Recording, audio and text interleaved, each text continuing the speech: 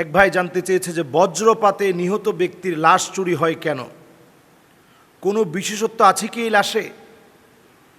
আসলে এটা আমরা ইদানিং লক্ষ্য করছি যে আমাদের দেশে প্রচুর পরিমাণ মানুষ এই বজ্রপাতে মারা যাচ্ছে।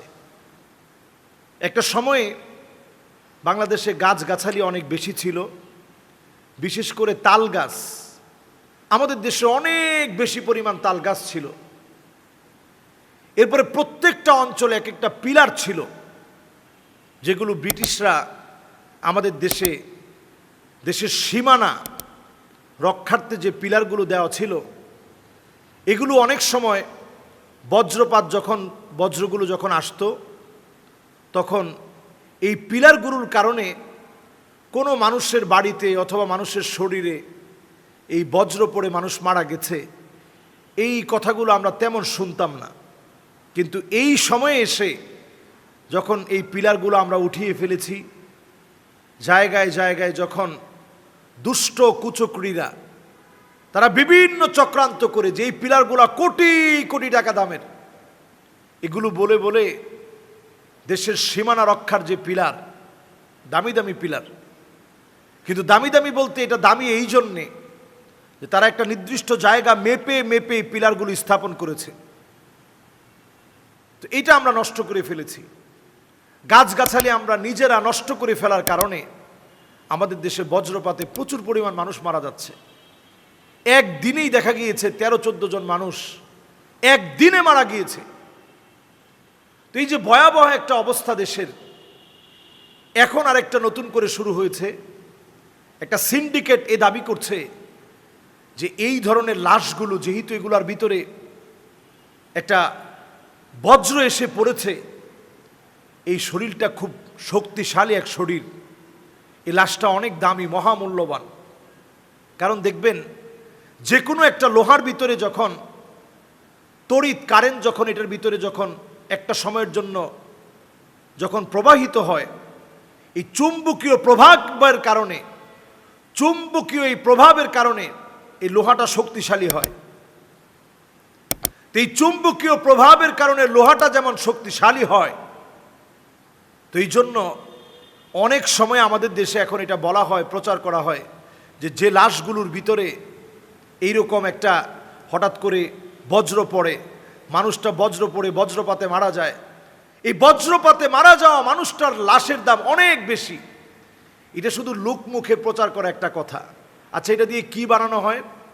অনেকে বলে এটা দিয়ে ইলেকট্রন, প্রোটন এবং নিউটন, পারমাণবিক শক্তি এটা থেকে আবিষ্কার করা হয়। এটা একটা সম্পূর্ণ ভুয়া কথা।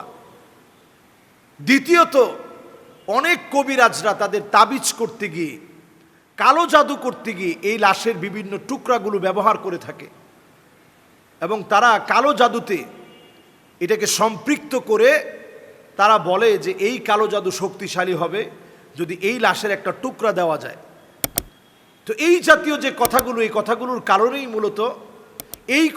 কারণেই মূলত আমাদের দেশে বজ্রপাতে কোনো মানুষ মারা গেলে এই লাশটাকে খুব দাম দেওয়া হয় এবং লাশটা চুরি করে ফেলা হয়।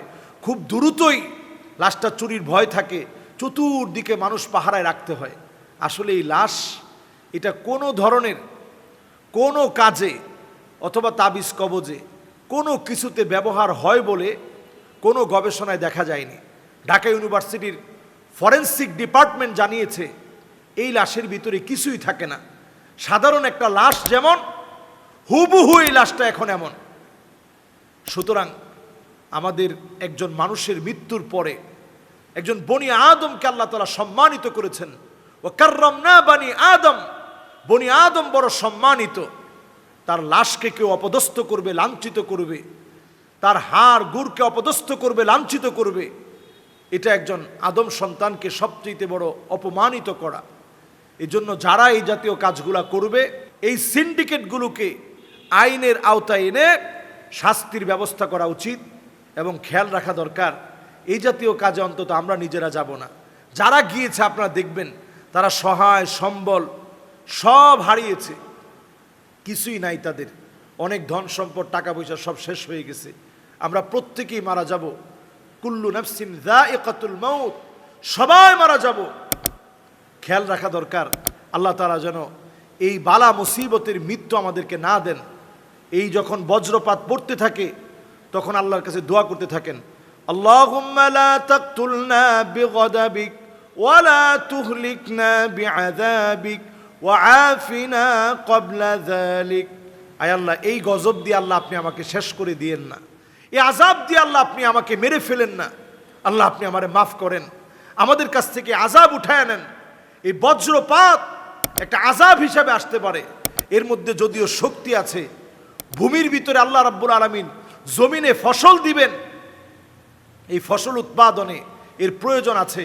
এই জন্য আমাদের বাংলাদেশে 10 লক্ষ তাল গাছ বর্তমানে আমাদের সরকার প্রশাসন থেকে বন বিভাগ দায়িত্ব নিয়েছে, 10 লক্ষ তাল গাছ লাগাবে, যাতে করে যদি এই ধরনের বজ্রপাতগুলো আসে মানুষ যেন ক্ষতিগ্রস্ত না হয়, দেশের উর্বরতা যেন বৃদ্ধি পায়।